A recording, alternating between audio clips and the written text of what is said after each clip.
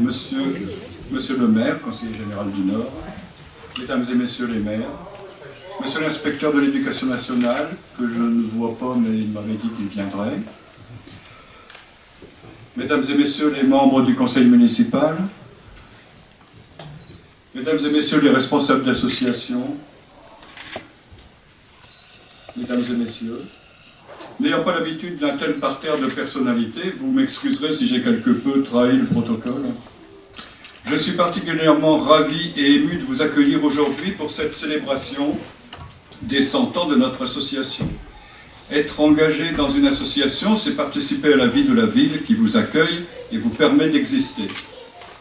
Venons au fait que l'Amicale laïque a 100 ans.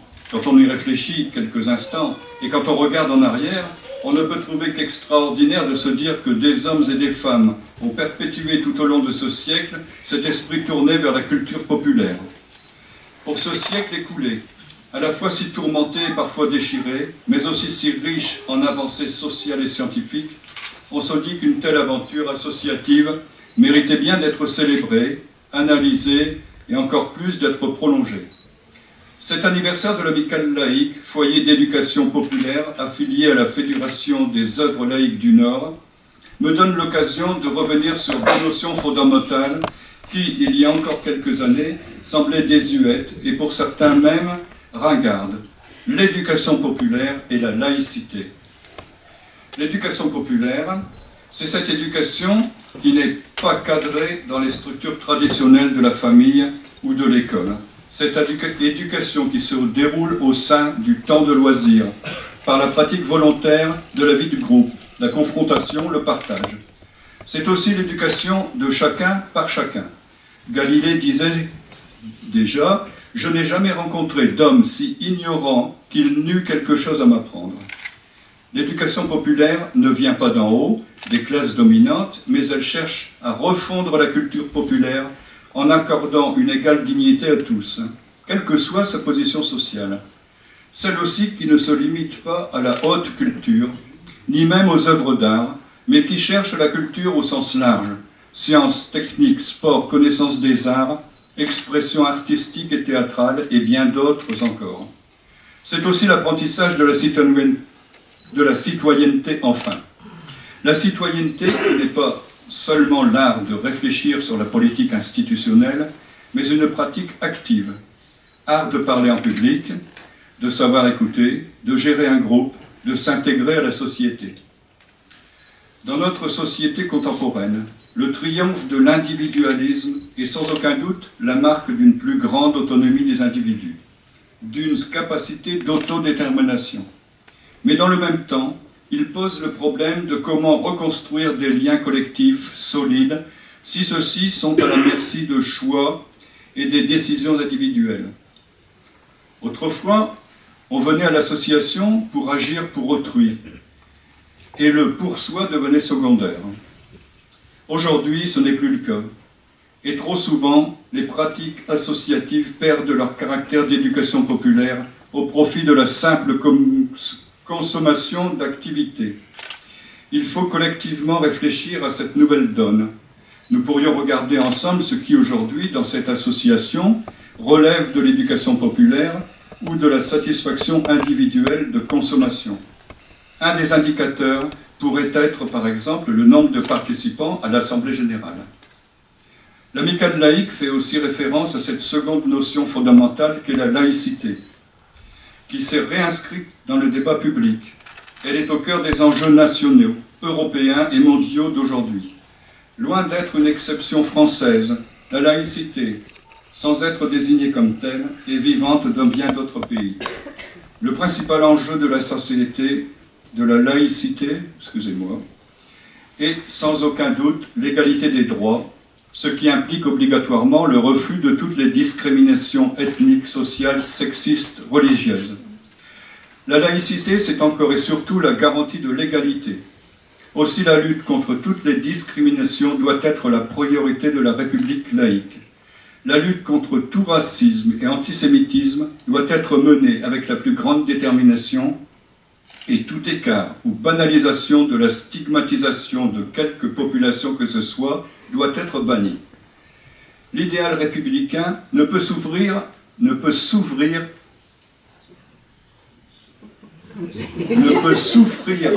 renonciation quelconque au vivre ensemble dans l'égalité.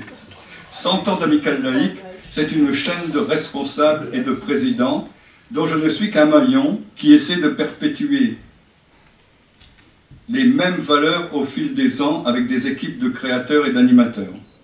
Ceux-ci, inlassables bénévoles de cette association, sont sous les feux des projecteurs aujourd'hui et ce n'est que justice. Mais nous leur devons plus que leur dévouement. Nous leur devons la promesse d'une vie plus fraternelle et plus accueillante pour tous. Les membres du conseil, du bureau et les adhérents ont toujours répondu présents à mes sollicitations diverses et variées. Je profite d'ailleurs de cette petite parenthèse pour les remercier pour leurs idées, leurs organisations, leur convivialité. Chaque jour est un immense plaisir de travailler avec eux. Lorsque nous avons commencé à réfléchir à l'organisation de la célébration de notre centenaire, nous avons été confrontés à plusieurs questions importantes. Quel sens et quels enjeux donner à cet événement? Je viens de vous expliquer longuement le sens et les valeurs que nous avons voulu donner à cette cérémonie. Dans quel lieu l'organiser? Les ateliers culturels où nous sommes, lieu d'échange et de partage avec de très nombreuses associations, nous semblaient le lieu idéal pour célébrer cet événement. J'ajouterai le centre-ville où nous allons retrouver Caudry et ses métiers d'il y a 100 ans, ainsi qu'un mariage en costume d'époque, et ce, grâce à Jeanne Rose et toute son équipe. Enfin, de multiples lieux dans la ville, mis à notre disposition par la municipalité, pour toutes les sections qui ont mis tout leur cœur pour participer à ce centenaire. Encore une fois, merci à tous pour leur imagination et leur dévouement. Pour le célébrer, la fête est plus belle avec le soleil de juin.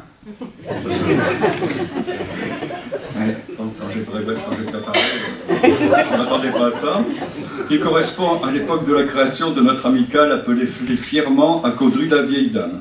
J'espère que cette célébration restera dans mon mémoire comme un événement unique de la vie des Caudrésiens et de tous les membres d'associations.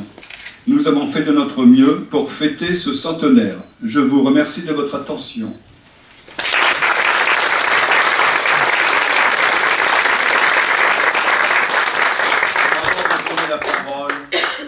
À monsieur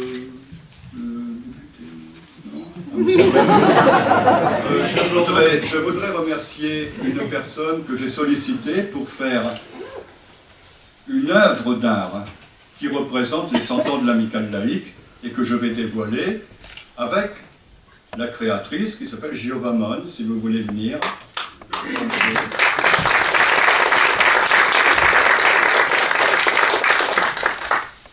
Moi, je suis habillée en été. J'ai choisi aussi.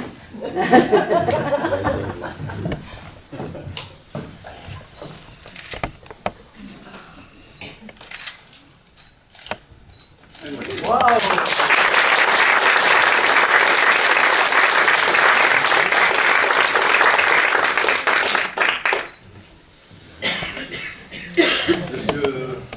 Je donne la parole maintenant à M. Bricout, maire de la ville de Caudry. Et ami d'enfance.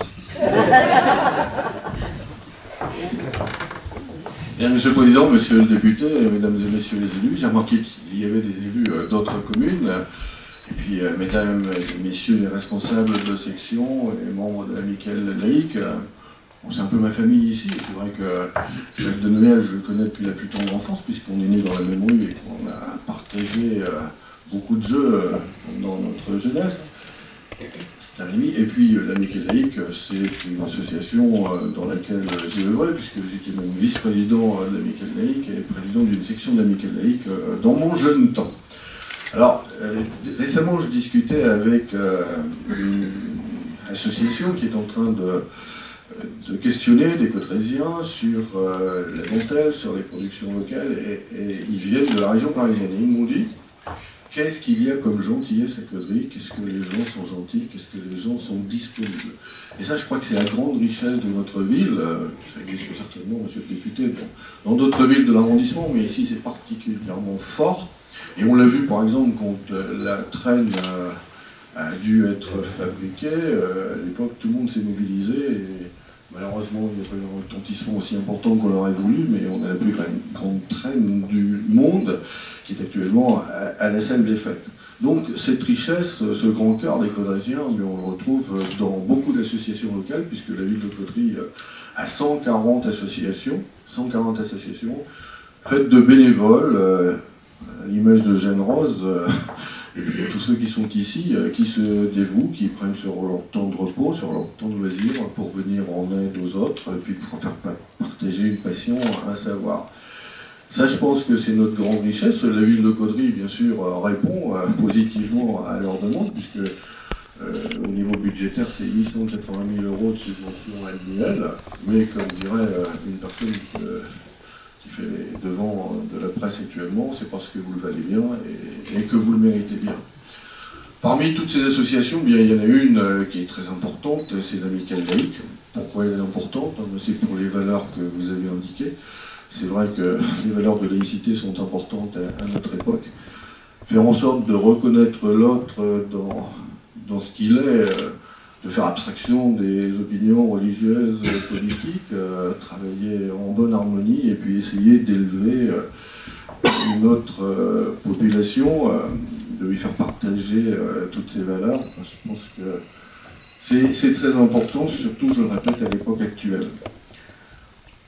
Et l'Amicale laïque, comme vous l'avez dit, c'est une centenaire, c'est une association qui a traversé le XXe siècle. Il faut savoir qu'elle est née avant la guerre 14-18, qu'elle a connu beaucoup de périodes agitées, qu'elle a connu un développement économique, un développement technique très important, et puis qu'elle est toujours vivante, et bien vivante à Caudry. C'est, je pense, une des plus grandes associations, une des plus anciennes. La Sainte-Maximilien peut peut-être partager l'ancienneté avec l'Amicale laïque, je ne pense pas qu'il y en ait d'autres. Et en nombre de membres, c'est certainement une des plus importantes. Et ce qui, à mes yeux, est très performant, c'est que vous avez des sections qui sont très différentes. Des sections sportives comme le volleyball, des sections comme l'informatique, des sections comme le théâtre, je ne cite pas toutes. Et toutes ces sections vivent en bonne harmonie, et particulièrement maintenant. Bon, il y a eu de temps en temps des petits problèmes qu'on a surmontés facilement, mais actuellement, toute l'amicale est bien soudée derrière son président.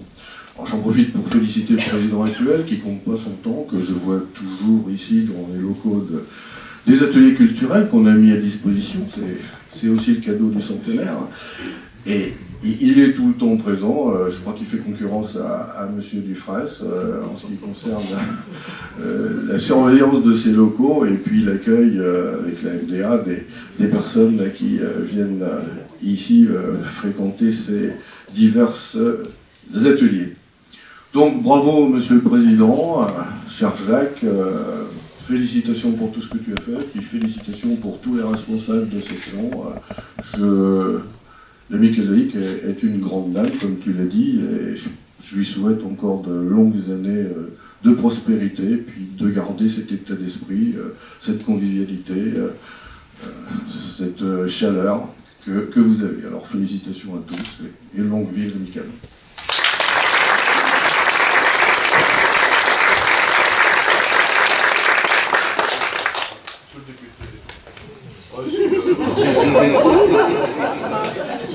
Il fallait pas venir.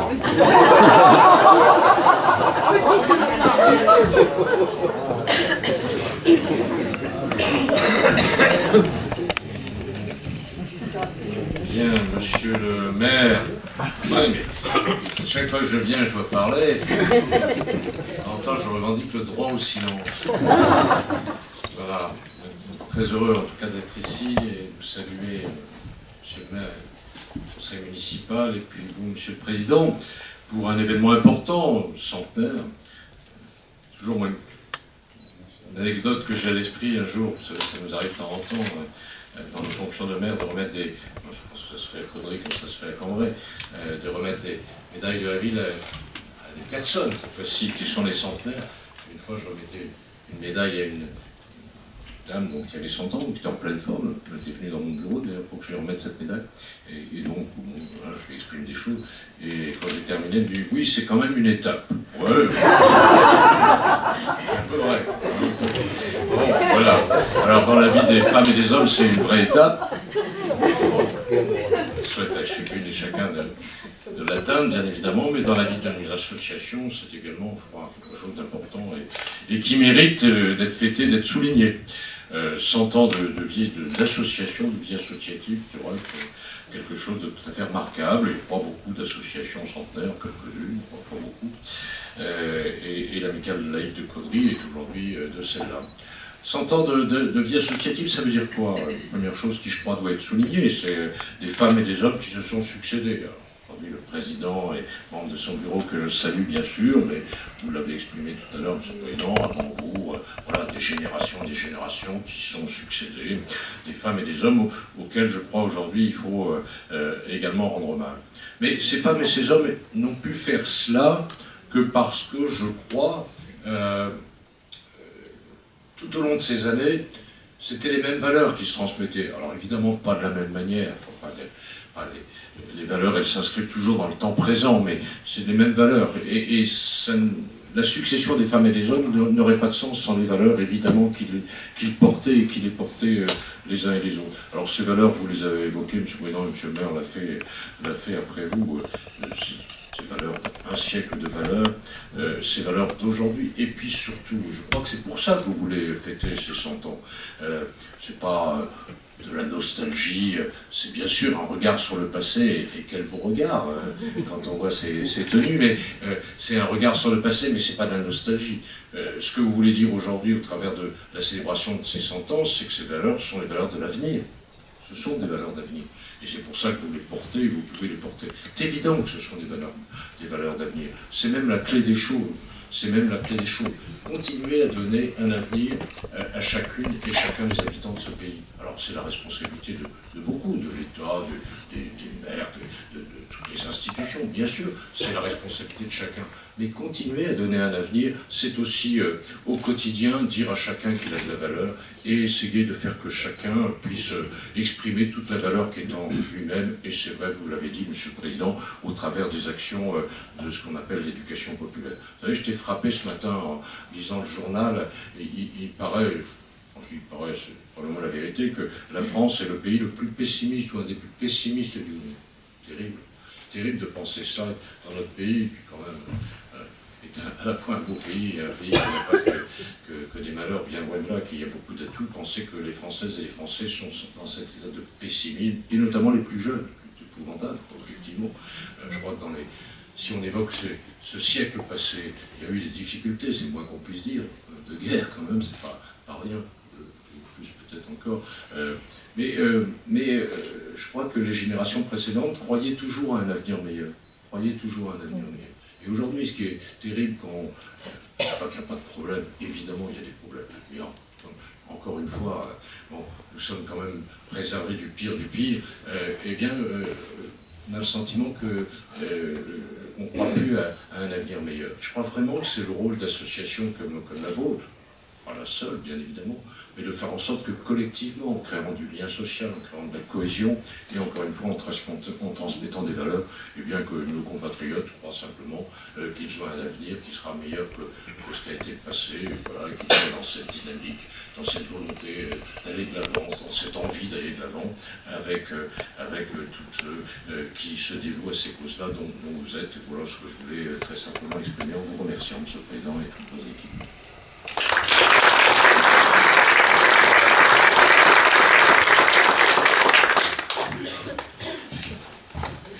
Je vous invite à prendre le pot de l'amitié dans le hall.